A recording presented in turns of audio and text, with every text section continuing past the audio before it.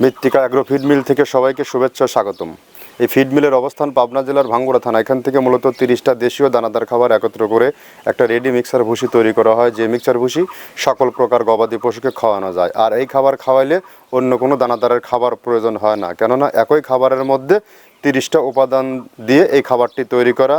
এর মধ্যে রয়েছে নারিকেলের খোল, সয়াবিনের হাই প্রোটিন, মসুর ভুসি, খেসারির ভুসি, মাসকলার ভুসি, অ্যাঙ্কার ভুসি, সিজিএফ, সয়াবিনের হালস, ভুট্টা ও বিভিন্ন প্রকার ডাউলের উপাদান দিয়ে এই খাবারটি তৈরি করা।